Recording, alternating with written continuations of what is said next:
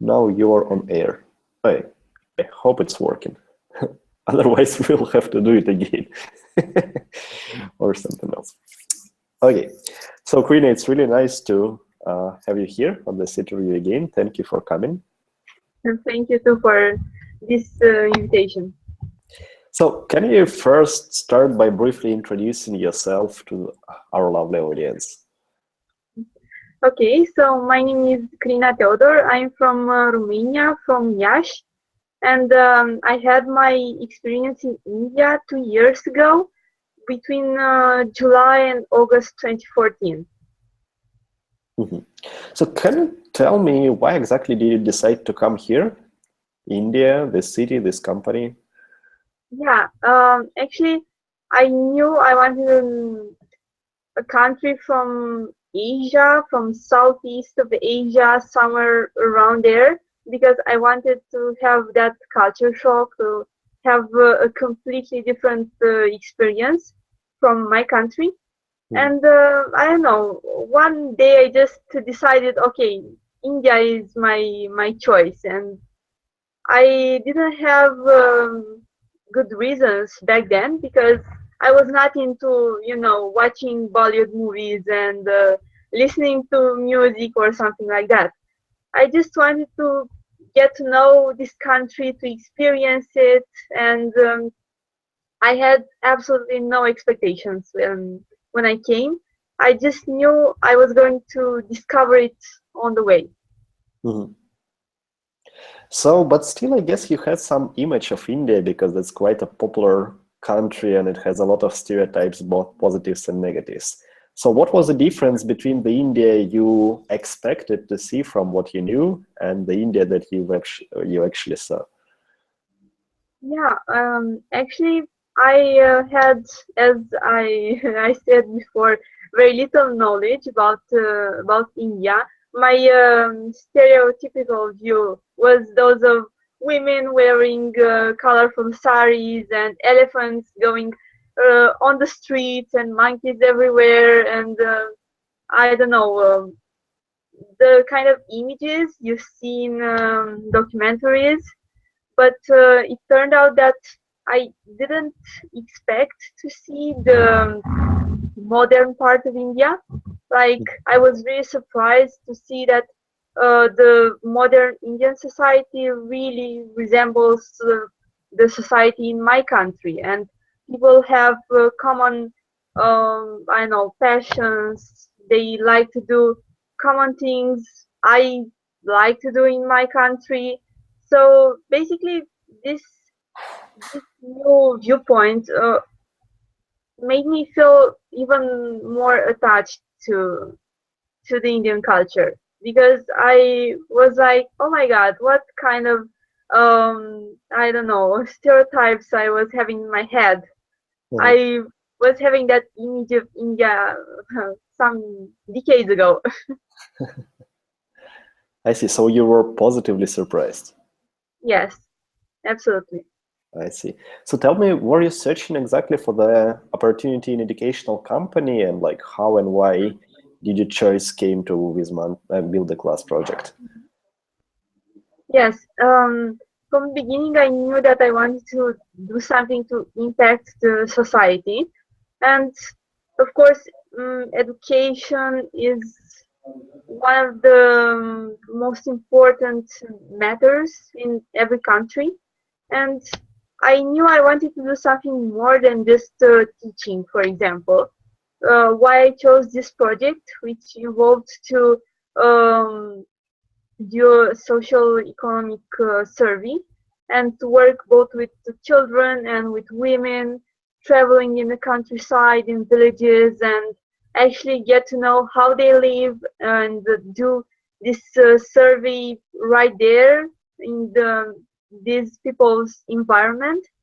And I think these were the main reasons. I mean, it really mattered to me the fact that I worked for an NGO, for an organization that had an impact, and that I could actually experience the culture. I see. So as I understand, you were mostly engaged into doing this survey within the project. So, right? Yes, exactly.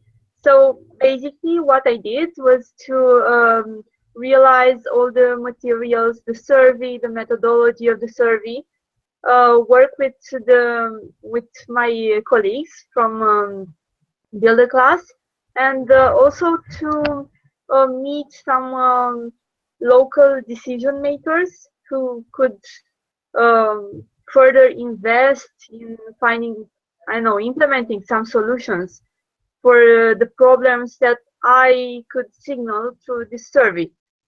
And then another part, and maybe the most interesting part of my internship, was when I used to travel around villages nearby Dambat, um, with with other employees from Builder class, and that I got to interact with those women. I saw their living conditions. Many of them were very eager to know me. Of course, there was this language barrier, but they were welcoming us in their houses, and they were trying even to speak to me. I felt so bad that I couldn't understand Hindi. So tell me, when you first entered those fields and villages, what were your expressions apart from the language barrier shock? Like, did you expect what you saw? Well, actually, um, I could say that living in a village in India, I think it's very, very simple. There's no much technology there, almost not at all. And but people are very, very kind, and as I said, they wanted to know me. I remember that once a woman even wanted to invite me at her home and um, teach me how to wear a sari. And then that they were asking where I am from, why I came there, and they were very responsive. I mean, when my colleagues used to call them, usually in the public area of the village, I mean, in the center of the village, and all of them, I don't know, around 50 or more women used to come around us and tell each one of them response to our questions.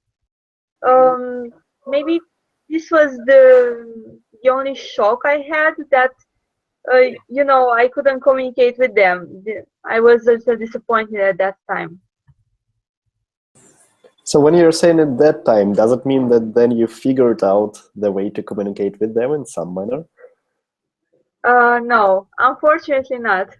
I mean, I could communicate basically through, I don't know, hands or gestures, but actually, when you smile to someone, it's the best way to communicate, and you transmit 1,000 words. Definitely, definitely. So what would you say about the project and the team working for that? You've been working with the guys for 1.5 months. What are your observations? Yes, this was another challenge I faced, because at the beginning I didn't know where to gather the information. I had to find some I don't know, some evidence if such a survey has been done before, or what was the population of certain areas, of certain villages, and so on. I didn't know where to find that information. I didn't know how I was going to conduct this survey, because obviously I couldn't have gone there by myself in so many villages and not knowing the language. So when I first communicated with the other people working for Build a Class, um, I I don't know. I didn't know how to put it, how to talk to them, but gradually we became friends, and they were really, really friendly to me and really helpful.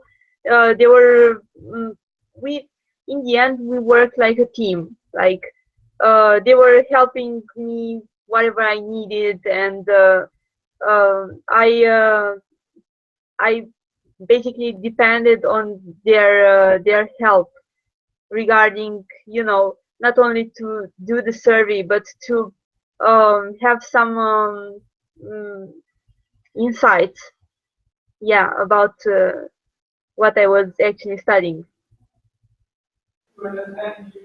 I see. So you build a kind of bonds of trust with those people in the team.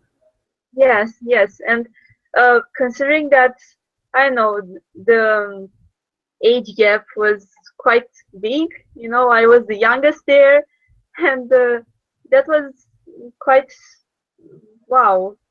That was amazing to me that I managed to work with them and we worked together, and in the end it didn't matter that they had full-time jobs, they had work experience. I had nothing. I had just volunteering experience, and I was 21 years old.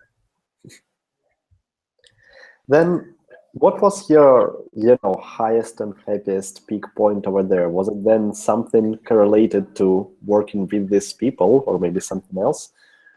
Mhm. Mm, I would say there were more highest points, of this experience.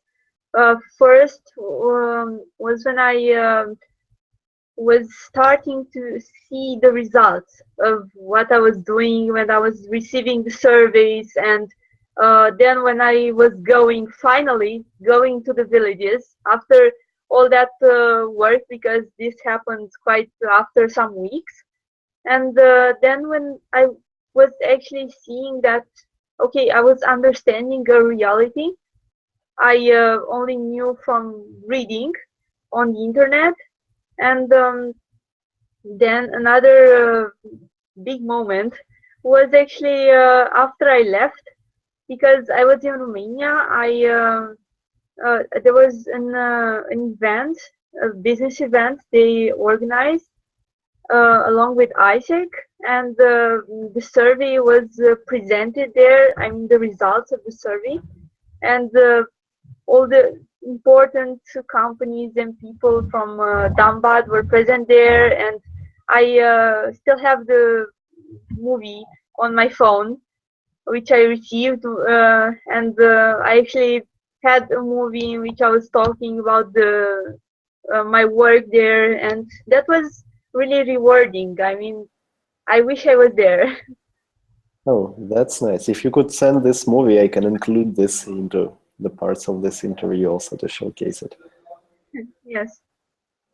So, how do you think, after all, what was exactly the impact, maybe like you personally or the whole team together, the project did in that part? I'm sorry, could you repeat the question, please? Yeah, how do you think, what exactly was the impact that the project and you personally in the project did? Yeah. So I believe the purpose of this project was basically to raise awareness, to have some clear data. I mean, we discovered that, I know, the literacy rate among women of a certain um, age was, I know, was under 10%, for example.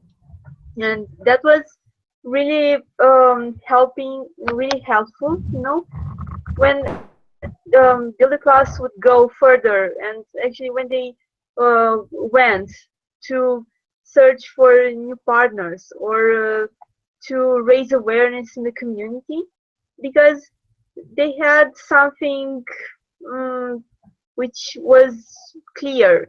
It was not just, okay, I have the impression that women are illiterate because I met a woman. No, that survey stated clearly. We we met thousands of women, and these are the results. And see, these are the possible solutions we could implement from now on. And it was clear that education, in no matter what age we are talking about, education is what needed to be the focus.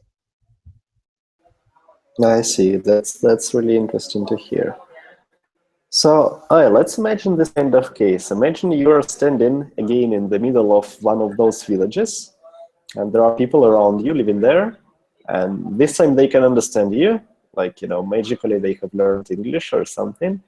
What would be something that you would say to them? Maybe a piece of advice, maybe something you would ask. What can it be? Um, would not be an advice. It would not be a question. It would be actually the fact that I would like to transmit a message that they should be aware of the importance of education, the power of education, because when you educate um, a child, you basically educate the further generations, because that child is going to be an adult and is going to have children.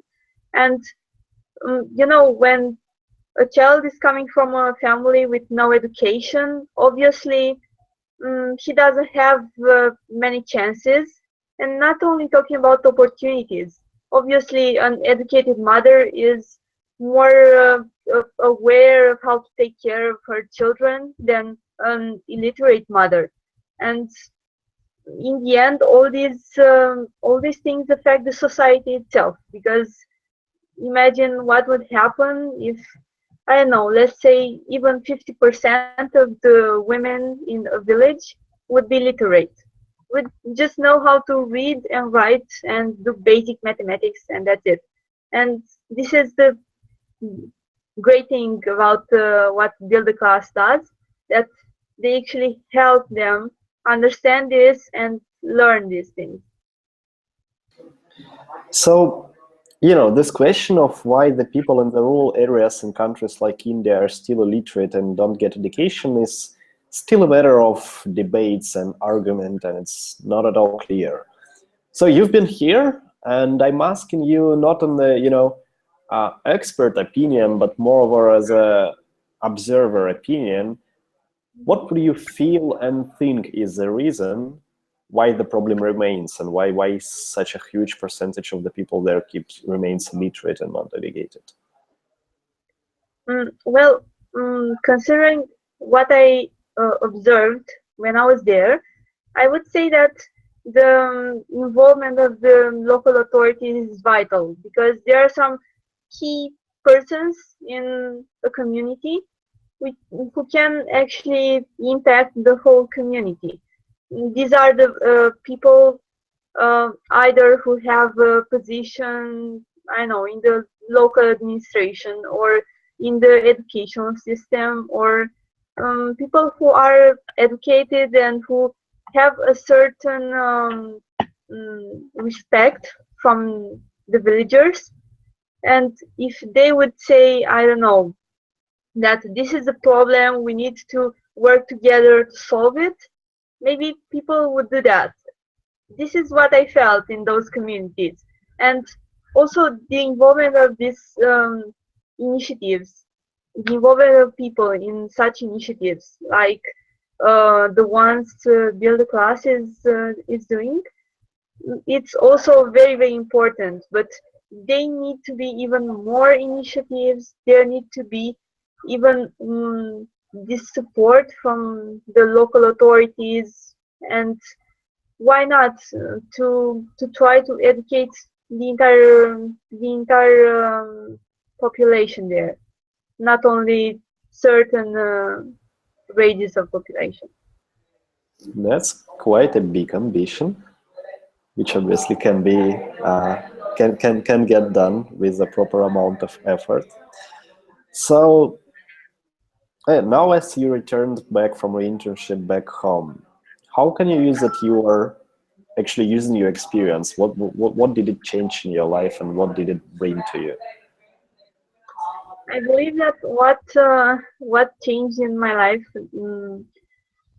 after I came back was that I became more um, adaptable. Yeah, that's the one of the biggest changes, because right now, if you're telling me, okay, now you're working here, tomorrow you're going to work there, and there was a change in the, I don't know, strategy, and we decided to do this and not to do that. Basically, I know right now that I can adapt in any situation, and that the most important thing is to consider not to follow some rules or I don't know, some predefined um, statement or what we thought was right, but actually to try to find solutions on the way. And here comes the second change I observed in myself, is that I became more solution oriented, and I got to focus, okay, if we have a problem and we don't know how to solve it, let's see what the solutions are and not try to analyze what is going wrong and who is to blame for this. This doesn't matter. And the third thing would be that, basically, there's not much of a difference, because if I'm thinking about these global issues, okay, like education, which is present in my country as well. If I would go in a village in Romania, there would be also maybe a similar situation. Maybe also there would be people who encourage their children to not go to school anymore, or children who actually quit school because they choose to earn money. And if we understand these issues at a global level, we can solve them, I don't know, better. That's nice way to put it. So, why would you suggest, if you would, to Mhm. potentially another interns to come to build the class to work for this project? Well, I would encourage anyone to come to this project, to get involved in a similar project, build a class, because um, trust me, it would really change them, and it would really help them get first on first hand global perspective, and then it would help them see, I don't know, see the most beautiful parts of the Indian culture, because we got to admit, um, as you are traveling to India, it's undoubtedly you are going to be impacted by this wonderful culture they have, and maybe they are going to face their biggest challenges of their lives so far, and they are going to adapt continuously. Every day you need to adapt to something new. Actually, you are discovering something new every day. No matter that we are talking about a way of working, that certain customs, or I don't know, exotic animal or plant or fruit on the street. Yeah, so I would definitely encourage anyone to just go there, have no expectation, and live that experience to the fullest, because you never know what's going to come next. Greatly said. So maybe if there is something else, a story or a thought or an idea that you would like to share with our audience, feel free to do it. Well, I don't think there is something else. I would actually say that the other experiences should should be listened, and I'm looking forward to hearing them after months or after years, to hear about other interns who came there and it changed their lives. Definitely, you would get a chance to do it. At least for the next week, we will be publishing the interviews with you and all the other interns. We have about 6 of them contacted. So follow the group and keep watching for the updates. And just as a maybe a little bit crazy idea that just got to my mind to conclude it, do you remember some Hindi words? Hmm.